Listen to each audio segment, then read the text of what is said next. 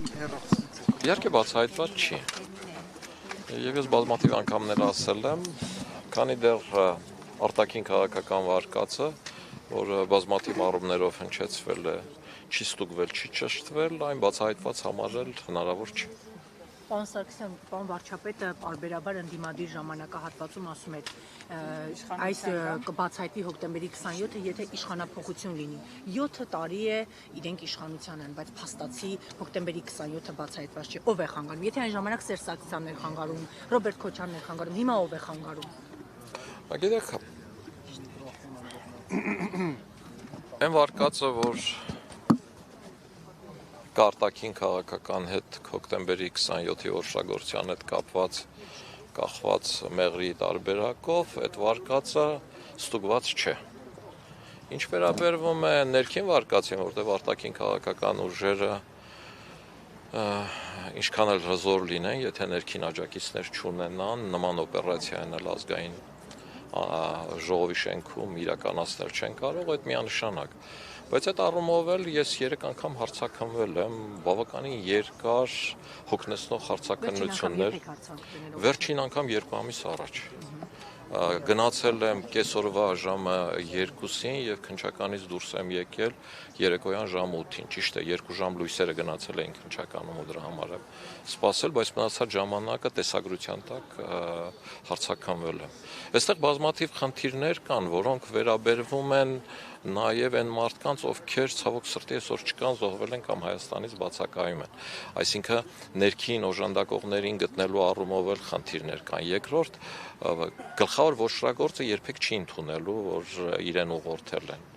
Եվ իմ կարծիքով այն մարդիկ, ովքեր համարել են, որ այս թիմը միասնություն դաշինքը հանձինս Վազգեն Սարգսյանի, որևէ մեկին քաղաքական հնարավորություն չի տալու, երկիրը տանելու է կործանման եւ այլը, այդ ոչռագործը հանդիպել է բազմաթիվ մարդկանց հետ, որոնք ասել են, որ այո, դու ճիշտ ես, եւ դրա համար էլ ինքը դահլիճում ոչռագործությունն անելուց հետո զանգել է այդ մարդկանց, ասել է, ինչ պետք էր արել եմ, եկեք։ Հիմա այդ մարդիկ կազմակերպիչ են, թե չէ։ Իրավական առումով կազմակերպիչ չեն, բայց իմ համար իրենք կազմակերպիչ են եւ բազմաթիվ մարդիկ կան եւ կարծում եմ նաեւ վարչապետն էլ այդ տեսակետն ունի, որ իրենք նաեւ կազմակերպիչ են, որովհետեւ ուղղորդել են մարդուն, իրենք пассив չեն եղել, ուղղորդել են մարդուն, մարդն եկել է արել է, մտածել է որ հերոսություն է անում, դրանից հետո իրեն արժանին կմատուցվի այդ հերոսությունն անելու համար եւ կա եւս մի հանգամանք, որը ստուգելու համար, որը ներքին այս հարցերը պարզելու համար բավականին բարդ իրադրության մեջ է կանգնեցրել, որովհետև կա տեղի ունեցել դատական պրոցես։ Այսինքն ժամանակին Ռոբերտ Քոչարյանը ինձ ասում էր, այ տեսեք դատախազն էլ ձերն է, քննիչն էլ ձերը, բացահայտեիք։ Եվ այս առումով ակնհայտ ճշմարտությունն է, որովհետև դատախազը իմ ընկեր Նազարյանն էր եւ քննչական մարմինն էլ ռազմական ոստիկանությունն էր։ Բայց այստեղ ճշմարտությունը նրանում է, որ այն մարդիկ, ովքեր համարում են, որ ինձ պաշտոնից ազատել են ծնելիության համար, այդ մարդիկ մեղմ ասած սխալվում են, որովհետև եթե նայեք դատական գործընթացին, մինչև մայիսի 2-ը իմ ազատելը ոչռագործները լրիվ այլ ցուցմունքներ էին տալիս եւ եթե հիշում եք Ալեքսանդր Հարությունյանը կալանավորված էր եւ խնդիրներ կար, իսկ ինքը այդ ժամանակ նախագահի աշխատակազմի ղեկավարն էր եւ նաեւ իր միջոցով էր որոշակի կապեր, նաեւ ինքն էր ըստ ոչռագործի ցուցմունքների հուսադրել նրան։ Մայիսի 2-ից հետո երբ ինձ ազատել են, այդ ցուցմունքները ամբողջությամբ 170-աշճան փոխվել են։ Եվ ոչռագործները ցուցմունքներ են տվել, որ այդ ցուցմունքները իրենց սկսից կորզել են ճնշումների եւ ծեծի արդյունքում։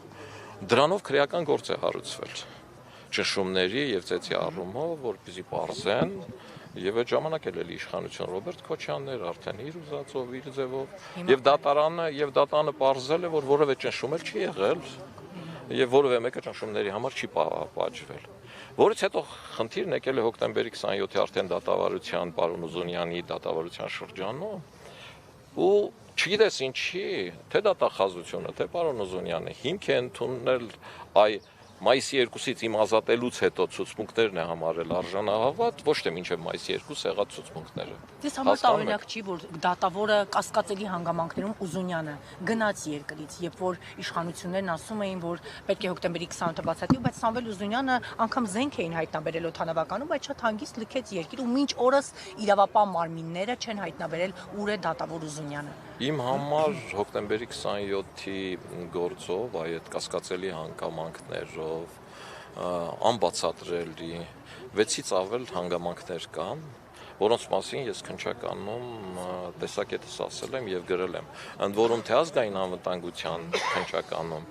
որը 2 տարի առաջ էր իրենց մոտ, էլի մոտավորապես 4 ժամից ավել ցուցմունք են վերցրել ինձանից։ Թե ես քննչականում, ես այդ տեսակ իհարկե ես այդ կասկածները հայտնել եմ, բայց դա մասնագիտական ունակություններ է։ Կներեք, բայց ես արդեն պիտի գնամ ծաղիկ դնել։ Եթե ողջուներ Արցախը չէր հանձնվում, հիմա դուք հաշտ եք Արցախը հանձնած իշխանության հետ։ Լսեք, Վազգեն Սարգսյանի մոտեցումները դուք ձեր հարցով մանիպուլացնում եք։ Վազգեն Սարգսյանը Հանրապետական կուսակցության համագումարի ժամանակ հայտարարեց, ասեց մենք դեռ պիտի կարողանանք ապացուցել, որ ճիշտը մենք ենք, ոչ թե Լևոն Տեր-Պետրոսյանը, որն էր Վազգեն Սարգսյանի տրամաբանության հենքը։ Վազգեն Սարգսյանն ասաց, որ ես գալիս եմ վարչապետ, որովհետև Հայաստանի տնտեսությունը չի հասցնում Հայաստանի բանակին, պատերազմն ավարտված չէ, եւ տնտեսական նման զարգացումը, որ ունենում է Ադրբեջանն, այդ խնդիրը կարող է այլ լուծում ունենալ։ Եվ այդ առումով ինչ էր տեսնում Վազգեն Սարգսյանը։ Վազգեն Սարգսյանը փորձեց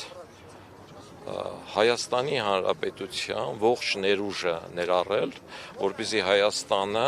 իր տնտեսական զարգացմամբ ետ չմնա Ադրբեջանից։ Բոլորդ շատ լավ հիշում եք Սարդարաբադի հավաքը, որտեղ հավաքել էր ամբողջ հայության սփյուռքի ողջ ներկայացուցիչներին եւ այդ Սարդարաբադի հավաքի Վազգեն Սարգսյանի ելույթը դրանից հետո սփյուռքի ներկայացուցիչների այդ ներդրումների մասին տված խոստումները հուշում են դրա մասին, որից հետո Վազգեն Սարգսյանը խնդիր դրեց այդ տնտեսությունը զորացնելու համար պայքարել կոռուպցիայի դեմ եւ այդ առումով էլ իր ելույթները շատ լավ հիշում եք, այսինքն խնդիրը տնտեսությունը ոտքի հանելով հասնել նրան, որ Հայաստանը իր բանակով, իր սպառազինությամբ որևէ կերպ չզիջի Ադրբեջանին։ Երկրորդ Վազգեն Սարգսյանը համարում էր, որ Լեռնային Ղարաբաղի խնդրի լուծումը նաև ժողովրդավարության կոմպոնենտի խնդիրն ունի եւ դրա համար ինքը մշտապես ասում էր, որ որևէ մեկը ժողովրդավարական երկրից մաս չի անջատի ու տա ոչ ժողովրդավարական երկրին, իսկ Հայաստանում իշխանությունները փոխվում են, Ադրբեջանում ոչ։ Եվ այս 3 հանգամանքները հաշվի առնելով կարծում էր, որ մենք առնվազն եւս մի 30-40 տարի կարող ենք պահել Լեռնային Ղարաբաղի այ գոյություն ունեցող ստատուս քվոն, իսկ դրանից հետո աշխարհը կհամակերպվի, այնպես ինչպես համակերպվել է Իսրայելի պարագայում։ Այսինքն Վազգեն Սարգսյանը համարում էր, որ տնտեսությունը հզորացնելով, Ադրբեջանից հետ չմնալով, մենք կարող ենք ստատուս քվոն պահել։ Բայց Վազգեն Սարգսյանը միանշանակ կողմնակից է եւ այդ մասին կարող է հաստատել նաեւ Սամվել Բաբայանը, որ իրենք երկուսով Լևոն Տեր-Պետրոսյանի մոտ մտել են եւ ասել են մնացած 5 շրջաններով ինչ ուզում ես արել, կարող ես զիջել, բայց Քելբաջարը պահում ես եւ Լաչինը պահում ես, այլ Լեռնային Ղարաբաղի անկախությունը ճանաչելուց հետո տալիս ենք նաեւ Քելբաջարը։ Բայց Լևոն Տեր-Պետրոսյանը ասել է նման տարբերակ չունեմ, այսինքն Վազգեն Սարգսյանի մոտեցումներին պահեցին, չպահեցին, հիմի հաշտեք, հաշտչեք, լիքը բանի հետ հաշտ չեմ, ձեր հարցերի հետ էլ հաշտ չեմ։ Որովհետեւ գիտեմ, չեմ նեղվում, լիքը բաների հետ հաշտ չեմ։ Իմ խղճի հետ էլ հաշտ չեմ, կորցրածի հետ էլ հաշտ չեմ, ես իմ կյանքի, գիտակից կյանքի 20-25 տարին նվիրել եմ Ղարաբաղին, ամբողջությամբ։ Ես Ղարաբաղում Ղարաբաղցի ավելի շատ ընկերներ ունեմ, քան հայաստանցի, եւ հաշտ չեմ իրենց վիճակից։